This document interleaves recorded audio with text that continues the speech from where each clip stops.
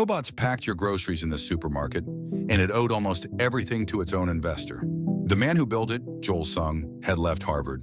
The investor came from the family that founded LG. Singapore, October 2018. And above the robot sat a whole floor that nobody could explain. 7 months later, the founder cleared his desk.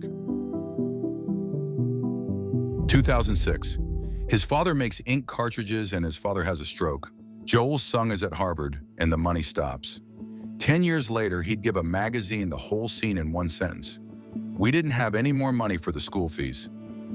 So he leaves, and then he climbs, because this is the part he liked telling. Rothschild, then a banking job in Hong Kong, looking after the family's money. And from about 2011, through what he called personal connections, early stakes in Airbnb, in Uber, in Palantir, in Xiaomi, and in Facebook before it listed. He also chaired the family holding company, and the registry lists its paid-up capital as $10. Now, to be fair, that's one version, because the same season, a different magazine got a different biography. A Harvard graduate who launched his career in investment banking. No stroke, no fees. Both can be true, he just told it two ways. And the second version left out the man he'd already met. His name is Brian Koo. He's from the family that founded LG, and in 2011, he co-founded a Silicon Valley fund called Formation 8. He met Sung around then through mutual friends. And by early 2015, Sung wasn't a friend of the fund. He worked there. Bloomberg reported he'd recently joined Formation 8. By November, Fortune was calling him its Asia-focused managing partner. So the two men in this story weren't investor and founder. They were colleagues. Now, Sung also had a company, not a grocery company, a jobs board called LifeOp, registered in 2012 for people who don't work fixed hours. It went out of business in 2014, but the company didn't. The same registration, the same legal shell. In July 2015, it becomes honestbee. 3 founders in yellow t-shirts in a supermarket produce aisle, a banker, a stand-up comedian, and a magician. And the idea is simple. You order on the app, and someone in a yellow shirt walks the aisles of a real supermarket for you. Then a rider brings it all to your door in a yellow bag within the hour. October 2015, Formation 8 leads the first serious outside money. $15 million US. The round that let a Singapore app promise 6 new countries. 3 weeks later, Formation 8 breaks up, and Sung follows Koo to his next fund as an advisor. To be fair to both of them, the thing worked. People loved it. But that same year, a rival's chief executive had already said exactly why it couldn't last. The rival was Redmart, and Redmart ran a warehouse.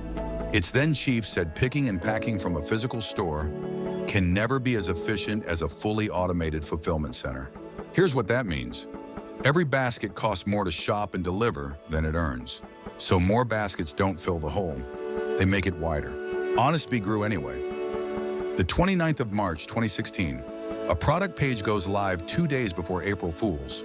It's called Explorer Joe Exotic Meats, Panda Meat, Koala Sausage, Komodo Dragon Eggs, Tiger Tail Bear Paw, and Minke Whale. By nightfall, there are boycott calls. By morning, the page is selling gummy bears and Kinder eggs with links to the WWF, and everyone who'd prepaid receives a panda-themed snack pack. And the head of communications explains it was never a joke. It was a wildlife trafficking awareness campaign. Then the map. Hong Kong, Taiwan, and in 1 year, 2017, Indonesia, Malaysia, Thailand, the Philippines, and Japan, plus laundry, plus food delivery, plus tickets. 8 countries and 7 businesses, which the company's own later chief executive would sum up as a recipe for disaster. By November 2018, the homepage drop-down lists all 8. But that isn't the odd thing about 2016. In February that year, Forbes had photographed the company's ski resort pilot. Snow bees, the caption said, in ski town Niseko, Japan. 2 months before that photo, someone had bought a house there. The 16th of October, 2018, 34 Boonleet Terrace. You scan a code at the gate, then you fill a cart, push it into a booth, and walk away. and 10 minutes later it's packed and a robot is bringing it to the counter. Above your head, other people's groceries ride a conveyor across the ceiling, past a bakery, an oyster station, and a cocktail bar. 60,000 square feet, slightly larger than a football field, and it will fold 21 months after this morning. The press release says world's first. And to be fair, it is impressive. The footage is real, the robots work, and you'd have gone. Now look up. This building has a floor above the store. And since October 2017, a full year before this opening, somebody has been paying about $51,000 a month for a room up there that sits empty. Around $600,000 over the year for a room nobody used. One more thing. This company made a sleep shopping ad and it never filmed its own robot store. Every frame you've just seen was shot by someone else. But that's not the strange part. The strange part is the store's own numbers, 1 month in. Because in December 2018, honestbee lost 2.5 times what it earned. $6.5 million lost against $2.5 million earned in 1 month. Here's how. The basket loses money, 8 countries multiply the baskets, and a store the size of a football field sits on top. But that's the business. This part is about the founder. Because in March 2020, honestbee sued Joel Sung, and its letters of demand describe 3 things the board says it wasn't told about. First, according to the lawsuit, in December 2015, a house in Neseko, Japan, was bought in Sung's own name, and the company paid 1.6 million Singapore dollars. Undisclosed for 34 months, the Snowbees were photographed there 2 months after the purchase. Second, since 2013, Sung had co-owned a company called the Cub SG, and the Cub held the lease on the empty room above the store. No real use to the company, the lawsuit says. And worst of all, in January 2017, he'd set up a wallet company and named it PayNow. 6 months later, Singapore's banks launched the real PayNow, the one you've probably used, and there's no relation at all. Not that PayNow, 6 months older. honestbee paid $7.4 million into his one for a 20% stake, and Sung kept 80. The product, the lawsuit says, was only at a rudimentary stage. To be clear, none of it was ever tested in court, and no one has ever been charged with a crime. Sung never publicly answered. His co-defendant denied any breach, and the board learned all of it, the lawsuit says in September 2018. By then, the money had already changed shape. Because after that first round in 2015, no outside investor ever led another one. What kept honestbee alive was coup. First as an owner, then as a lender, then as a secured lender, the kind who's paid first if the company dies. When a $7 million rescue was proposed in January 2020, one Singapore headline read, "Too little, too late." Then it comes apart. On the 30th of April 2019, Sung clears his desk. That night he emails every employee, "I am not an abandoned ship person, and I will never leave the company to be rudderless." The next day, the company says he resigned, and TechCrunch's 2 sources say he was fired. Both accounts are on the record. Neither agrees. So Koo takes over as interim chief executive, the funder running the company himself. In May, food delivery ends. 400 riders, 1,200 restaurants. In August, the company files for court protection from the people it owes. By Sung's own later account, that's 247.7 million Singapore dollars, against 20 million raised 4 years earlier. 2 weeks in, the new chief executive tells reporters the robot store will open in 3 more countries within a couple of months. But the list of who was owed when it came out wasn't a list of banks. 90% of it was one man. By September 2019, the company owed about $988,000 to 217 former employees. That's from the chief executive's own affidavit, the same summer as the 3 countries' pitch. The pension board came for the July contributions. And in Taipei, that June, 286 suppliers stood outside City Hall.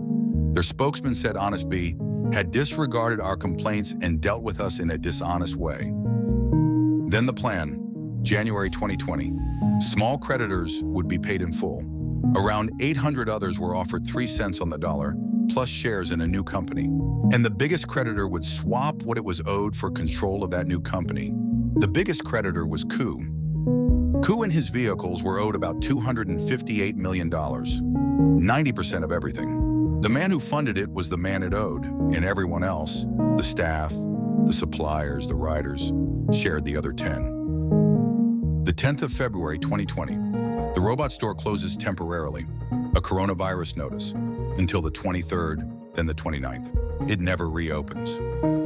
Late that month, the movers arrive. The landlord's staff confront them at the loading dock, and honestbee calls the police. A newspaper counts 150 chairs at the entrance. A lorry drives the tables away. In April, a creditor asked the court to wind the company up, and on the 7th of July 2020, it does. And the building was about to get a new tenant. 34 Boonleet Terrace became a fulfillment center. For Redmart, the rival whose chief had said, back in 2015, that a warehouse would always beat the aisles.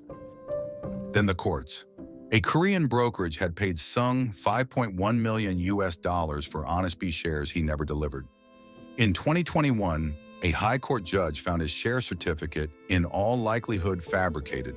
April 2022, Koo's own fund files for bankruptcy protection. Axios reported a $53 million loan taken without his investors' approval, and arbitration that amounted to his family suing him. He declined to comment. 5 weeks later, Sung is declared bankrupt. And in May 2023, the last meeting of the people honestbee owed. $319.9 million owed.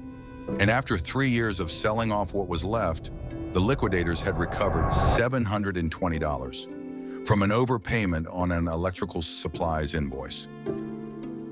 Dinner for two at the Oyster Bar. 2025. Brian Koo is the public face of a $35 billion AI data center in South Korea, and not one article about it mentions a supermarket. And Joel Sung, as of the day this was published, has no public trace at all. No statement, no new company, no discharge. The jobs board became a grocery company. The grocery company became a robot store. And the robot store is a warehouse now, for the rival that said the aisles could never win. That closes this case. But look at the shelf. Every file up there started with somebody certain they'd get away with it. The next one's already on the desk.